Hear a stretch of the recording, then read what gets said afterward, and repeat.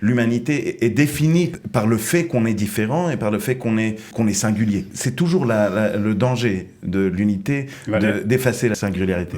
Qu'est-ce qui pourrait être une base commune? Qu'est-ce qui pourrait nous aider à rester collés ensemble? Je pense que l'idéal, en effet, il doit être pas d'une unité, mais d'un savoir-vivre, d'arriver à trouver un modus vivendi. Une des problématiques qu'on a aujourd'hui, et c'est en grande partie dû au discours politique et aussi au discours médiatique, c'est le fait que chaque camp va plaquer sur le camp adverse toute une série de conceptions caricaturales, etc., des clichés.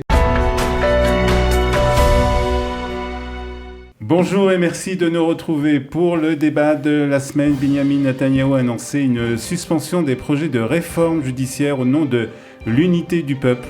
Nous n'avons pas le droit de nous battre entre frères, a déclaré le Premier ministre israélien.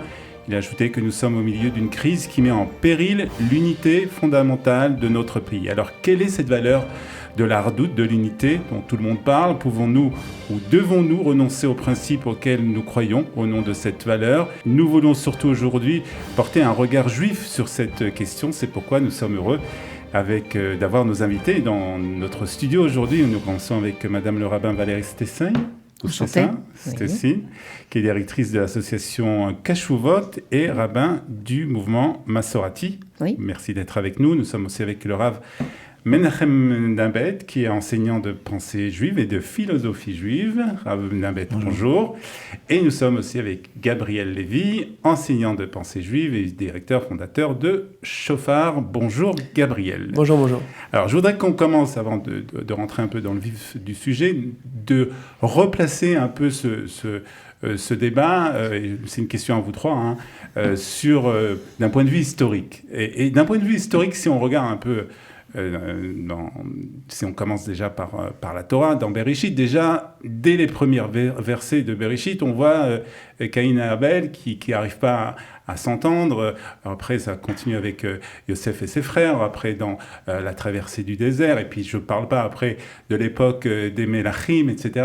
On voit que cette idée de Hardout, en fait, est très difficile à obtenir. Alors, est-ce qu'on a un exemple dans toutes ces périodes où le peuple il est uni, où il y a la Hardout? Est-ce que vous trouvez ça? Est-ce qu'on a un exemple de ça? Non, c'est clairement présenté comme un enjeu. C'est clairement présenté comme quelque chose à atteindre, pas forcément quelque chose qui est premier, mais quelque chose qui est à atteindre. Je pense que l'histoire de Yosef et de ses frères, avec toute la problématique justement de l'acceptation de Yosef, non-acceptation de Yosef, puis après le test que Yosef fait passer aux tribus, est-ce qu'ils vont se sacrifier pour Binyamin, pour qu'il y ait cette force-là, et à la fin, ces 12 tribus qui sont rassemblées autour de Yaakov. Il y a ici, à mon avis, l'archétype de ce que j'appellerais dans la Torah une unité organique, c'est-à-dire une vision de l'unité dans laquelle il y a un pluriel fondamental, il y a des forces différentes et des tribus différentes, mais qui fondamentalement participent à un même projet, et on a besoin de ces différentes forces pour se compléter. C'est pas un peu utopique en fait? Peut-être on rentre trop rapidement dans le sujet, mais déjà par rapport d'un point de vue historique. Je pense que d'un point de vue historique, en effet, le problème, c'est qu'on a tendance peut-être à idéaliser certaines périodes ou à planir certaines difficultés qu'il y aurait pu avoir. Et j'avoue que moi, quand on a parlé comme ça du caractère de l'unicité du peuple juif, l'image que j'avais, parce qu'on est peut-être justement avant Pessah, c'était du peuple à la sortie d'Égypte qui peut-être, quand il était justement dans une situation de danger, d'un besoin quelque part d'être guidé par un guide et par un Dieu qui les sortirait de la situation si difficile dans laquelle ils étaient. Alors je me disais, bon, peut-être que le peuple, quand il sort d'Égypte et quand il se forme et quand il apprend à se former, à vivre ensemble après pendant ces années dans le désert, peut-être que c'est l'image que je verrai le plus d'un peuple uni. Uni parce qu'il est un peu seul dans un désert, parce que les seules choses sur lesquelles il peut se reposer sont peut-être justement Dieu qui les guide, en fait, un leader. À cause du danger, surtout c'est le danger conduit à l'union. Malheureusement, oui. C'était pour moi la chose qui a l'air de créer le plus de cohésion, c'est le fait d'avoir en fait besoin de se soutenir parce que on est tous en danger.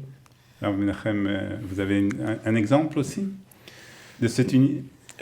Moi, je pense que c'était toujours quelque chose de très dur chez nous, les Juifs, dans l'histoire juive.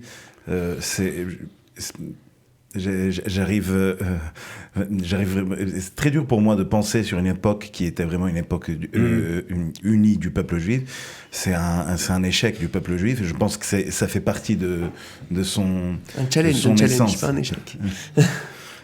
Alors justement, mais je veux quand même dire que je pense paradoxalement que si on peut penser à une époque unie dans l'histoire juive, c'est l'époque de la galoute.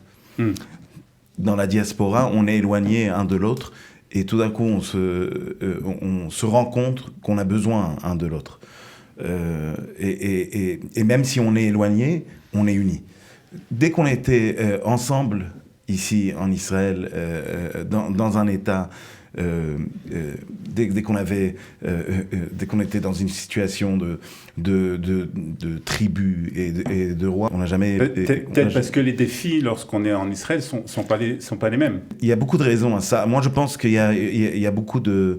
Dans l'essence du peuple juif, il y a une force idéologique très forte qui beaucoup de fois nous laisse jamais un peu aller en arrière. On a toujours la tendance d'aller trop fort. Et toutes les histoires de Chorban Bayit Rishon et Chorban Bayit Sheni, ils nous racontent les mêmes histoires. Et aussi l'histoire d'Israël et Yehuda, des tribus de l'Est, des tribus de l'Ouest. On répète toujours la même histoire depuis Ishmaël et Yitzhak, Ishmaël et Yaakov et Esav, on répète toujours la même histoire, on est trop proche, mais on veut aller toujours jusqu'au bout. Et beaucoup de fois, quand on va jusqu'au bout, ça va contre nous. D'accord. Alors, on va en continuer sur ça, on va en parler, mais peut-être que la première chose à faire, c'est peut-être de donner une définition de la hardout, de cette unité. D'abord, pour vous, qu'est-ce que vous en pensez? Et d'un point de vue du judaïsme, qu'est-ce que la hardout dans le judaïsme? Moi, on ne doit pas aller dans une espèce de vision où on serait des clones identiques, avec les mêmes intuitions, les mêmes tendances, etc. Je reprends le terme que j'ai dit plus tôt, c'est une unité organique dans laquelle il y a un pluriel. Il y a un très beau texte qu'a écrit le Rav Kook dans son livre Orot Atria au 18e chapitre, où il parle de 3 grandes forces fondamentales dans le peuple juif. Une force qui va avoir une tendance d'aller plus vers la verticalité, le rapport à la transcendance, ce qu'on pourrait appeler une force religieuse aujourd'hui, une force qui va être plus dans le caractère du collectif, du national, de la destinée collective, et une force qui va être plus vers le développement de l'individu, de l'universel, de l'humain, culture, morale, science, etc. Et ce qui est vachement intéressant dans ce texte-là, c'est à quel point il dit c'est pas juste contextuel, c'est pas juste qu'à un moment T, le peuple juif est arrivé à ça. Il dit à travers tous les âges, c'est des forces qui existent dans le peuple juif et qui doivent exister, qui doivent se compléter pour que ça fonctionne. Donc je pense que la conception qu'on doit réussir à cultiver, c'est une conception dans laquelle je suis capable de voir l'autre camp comme un camp dont on a aussi besoin. J'ai aussi besoin qu'il y ait cette sensibilité dans le peuple. Donc l'unité, ce serait être conscient du besoin d'un certain pluriel et la capacité de voir qu'au final, ce pluriel-là apporte. C'est quelque chose qui se complémente. Qui apporte, etc. Valérie ? Merci, j'aime beaucoup l'expression que vous avez apportée et cette idée comme ça du Rav Kook, mais je pense que en fait, la façon dont on définit cette hardout, cette unité, c'est en fait ce qui décidera de est-ce que c'est quelque chose qui est une valeur ou qui n'est pas une valeur. Maintenant, moi, je suis revenue un petit peu à des définitions de base, vraiment de dictionnaire comme ça, et je pense que ce qui était le plus proche, c'était la qualité de ce qui est homogène, non composite. la cohérence, la cohésion, l'harmonie. Et je pense qu'à ce niveau-là, l'Achdout, c'est peut-être un mythe, c'est peut-être un idéal, mais un idéal qu'à mon avis, on n'a jamais atteint et on n'atteindra pas. Et comme vous parlez de ces entités plurielles, je pense que l'idéal, à mon avis, c'est plutôt l'idée un peu d'une mosaïque. C'est qu'en fait, il n'y a que des parcelles, des morceaux qui sont chacun très différents les uns des autres, qui ont des couleurs et des matériaux différents.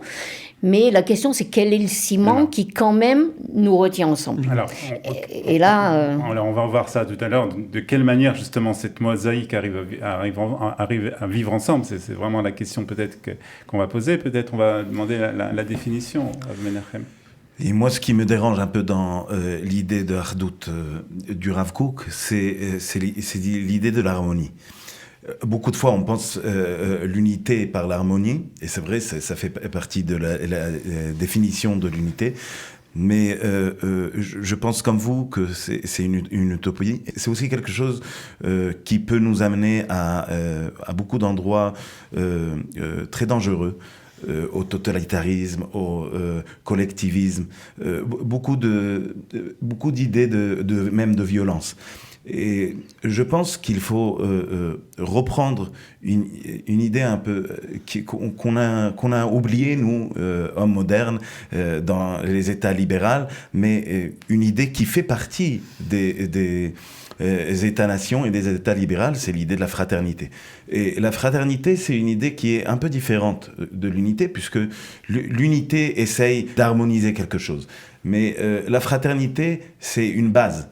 Et une base, entre frères, on commence ensemble. On finit pas toujours ensemble, on n'a pas toujours les mêmes buts, mais on marche toujours ensemble puisqu'on est entre frères. Dans l'idée d'unité, on arrive beaucoup de fois à une violence qui est violence idéologique, mais violence beaucoup de fois, beaucoup plus que ça, une violence totalitarisme, une violence nationaliste, collectiviste, et puisqu'on pense au but, on pense à l'harmonie et au but, et on pense pas à un fait de société. Gabriel. Ouais, je pense que dans la vision que le Rav Kook expose, il n'est pas en train de lui fixer le but, et donc une des forces devrait maintenant contrôler comment les autres forces vont faire partie du puzzle. C'est pas ça, c'est plus une vision qui est une vision dialectique dans laquelle il y a une dynamique de rencontre, de différentes forces, différentes sensibilités qui se rencontrent. Je suis d'accord avec le fait qu'il y a besoin d'un socle commun. Il y a une synthèse. Je suis d'accord avec le fait qu'il y a besoin d'un socle commun, un peu comme dans une famille, qui est le fait qu'on s'entend bien, on s'estime, etc. Et donc on peut arriver aussi à des moments sur lesquels on n'est pas d'accord, mais cette rencontre permanente entre les différentes forces, il y a quelque chose qui mijote grâce à ça. Il y a quelque chose qui va sortir. C'est un peu comme un plat où on va mettre différents ingrédients et il y a quelque chose qui va sortir de ça au fur et à mesure, où des goûts vont s'échanger, des choses vont se raffiner les uns entre eux. Parce que j'ai un peu peur dans la conception que vous exposez, qui est une espèce de fraternité de base, mais restons quand même chacun chez soi pour ne pas trop créer de friction. Alors que peut-être que justement la friction, les lieux de débat, les lieux de rencontre qui forcément existent dans une société où on a besoin de mener un bateau commun, et ben justement dire c'est là qu'il y a quelque chose d'intéressant qui se passe si on sait bien le faire. Oui, une dialectique, il y a dans l'idée de dialectique, il y a la thèse et l'antithèse, mais il y a aussi la synthèse. Et c'est la synthèse qui me dérange un peu chez Rav Kook. Je suis pour la thèse, je suis pour l'antithèse, je suis pour le débat, je suis pour la rencontre, mais de mettre toujours la synthèse devant nous, et je vais dire plus que ça. Non, dans ce texte-là en particulier, Rav Kook ne parle pas de synthèse. Rav Kook ne parle pas de synthèse dans ce texte-là, il parle vraiment d'une dynamique permanente de ces trois forces-là. Oui, donc, mais alors justement, je voudrais ces définitions philosophiques sont très belles, mais je voudrais qu'on parle peut-être de choses plus pratiques aujourd'hui, avec ce qu'on voit aujourd'hui avec cette réforme judiciaire. Alors, sans entrer dans le débat politique et sans entrer dans le problème des personnes, etc., il y a quand même des principes dans les deux camps qui sont des principes qui sont très importants pour les deux camps. Et ces principes, on voit qu'ils ne sont pas du tout, pour le moment, on peut pas les avoir ensemble. Alors, qu'est-ce qu'on fait dans la pratique, Valérie ? Disons que je pense que c'est important de descendre de ce niveau philosophique comme ça à la pratique, mais je pense qu'avant d'arriver à ce niveau-là, c'est vrai que c'est important d'essayer de voir qu'est-ce qui pourrait être une base commune, qu'est-ce qui pourrait nous aider à rester collés ensemble. Personnellement, moi je pense que, on m'en parlait tout à l'heure quand même de l'unité, je pense que l'idéal en effet, il doit être pas d'une unité, mais d'un savoir-vivre, d'arriver à trouver un modus vivendi, et pour ça d'arriver à reconnaître quand même quelles sont les valeurs qui peuvent être des valeurs communes.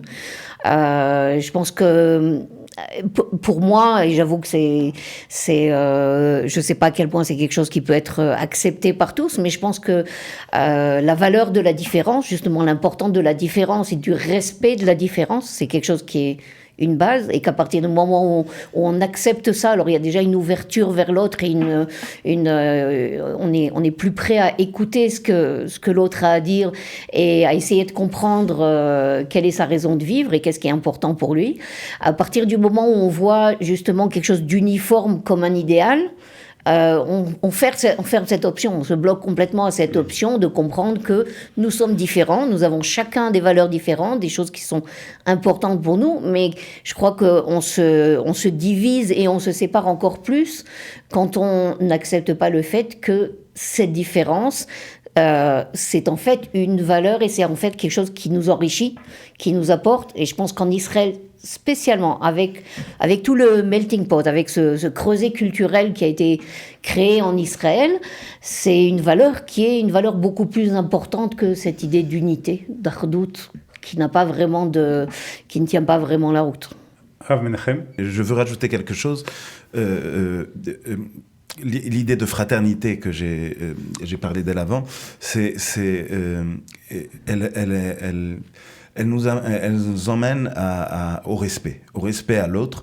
Quand on parle d'unité, on a beaucoup de fois une tendance de faire si on peut dire, une idéologisation de l'unité. Et c'est ce qui nous éloigne un de l'autre. C'est-à-dire, beaucoup de fois, on peut entendre des gens qui ont une idéologie d'unité, mais cette idéologie-là, je pense à un grand texte de Dostoïevski dans Les Frères Karamazov, où il y a quelqu'un là qui fait une confession, et ce qu'il dit en fait, c'est un grand humaniste, et il se bat pour les droits de l'homme, et pour les hommes, et pour les pauvres, mais il fait attention que de plus en plus il se bat pour les pauvres et pour les hommes, plus il s'éloigne, et même il s'éloigne des hommes concrets, et il a toujours quelque chose, un rejet de l'homme concret. Et j'ai l'impression que beaucoup de fois aussi, quand on fait une idéologie de l'unité, ça va au même sens. L'idéologisation de l'idée d'unité nous éloigne de nos frères concrets. Et elle va toujours contre l'idée du respect. L'idée du respect, c'est la possibilité, notre possibilité de respecter l'autre puisqu'il est autre. C'est-à-dire puisqu'il est différent. C'est de respecter l'autre par sa différence, puisque être humain, l'humanité est définie par le fait qu'on est différent et par le fait qu'on est singulier. Donc c'est toujours le danger de l'unité, d'effacer la singularité. Valérie, vous auriez pu dire les mêmes choses. Hein. Oui. Je crois que quelque part nos discours se rencontrent, et je pense que c'est justement peut-être un exemple. Vous avez demandé avant comment est-ce qu'on peut vivre ensemble. Je pense que les premières choses, c'est vraiment de ne pas avoir peur des autres et peur du discours des autres, ou peur se sentir comme ça, avoir besoin de se protéger, ou d'être en situation de conflit dans laquelle notre but ce serait d'être plus fort que les autres, d'imposer aux autres ce qu'on veut, mais commencer par essayer d'écouter, essayer de chercher qu'est-ce qu'on a en commun. Comment on arrive à cet équilibre, Gabriel ? Tu voulais revenir à la situation concrète qu'on est en train de vivre. Je pense que c'est assez clair qu'il y a la face visible de l'iceberg qui est la discussion sur la réforme, mais il y a la face invisible de l'iceberg qui est quelque chose d'extrêmement chargé aujourd'hui un peu dans la société israélienne, qui est une polarisation extrêmement forte entre différentes tribus, différents camps.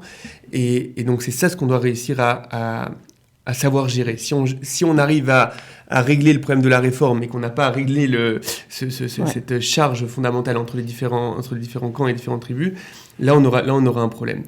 À mon sens, une des problématiques qu'on a aujourd'hui, et c'est en grande partie dû au discours politique et aussi au discours médiatique, c'est le fait que chaque camp va plaquer sur le camp adverse toute une série de conceptions caricaturales, démonisantes, etc., des clichés. Donc à partir du moment où tu appartiens à l'autre camp, où tu n'es pas dans le mien, alors ça veut dire que la liste va être tu es extrémiste, fasciste, etc. Ou de l'autre côté, tu vas être traître au pays, woke, etc.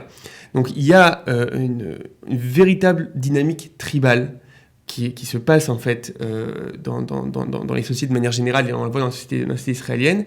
Et à mon avis, le fait que le politique prenne une telle place aujourd'hui dans nos vies, le politique est forcément quelque chose qui est clivant. C'est très idéologique, c'est forcément, on sait qu'une campagne négative, une campagne électorale négative, c'est-à-dire qui va dire à quel point les autres sont problématiques, on sait que c'est ce qui marche le mieux, malheureusement. Donc, on a un problème en fait lorsque le politique prend une place tellement importante, lorsque les médias qui vont forcément mettre l'accent sur ce qui est extrême, sur ce qui est choquant. D'accord, c'est-à-dire tu peux avoir une population hyper mainstream où tout va bien et on va nous parler de ceux qui ont fait telle chose. Donc ça va créer le fait que chaque camp a l'impression, l'image, l'impression que l'autre camp est composé de ces extrémistes-là, de ces personnes-là que j'ai vues à la télé, etc. Et donc là, on a un véritable problème de comment on arrive à créer une société dans laquelle le discours est différent. Je suis capable de voir l'autre non pas comme une caricature et une démonisation, je suis capable de voir l'autre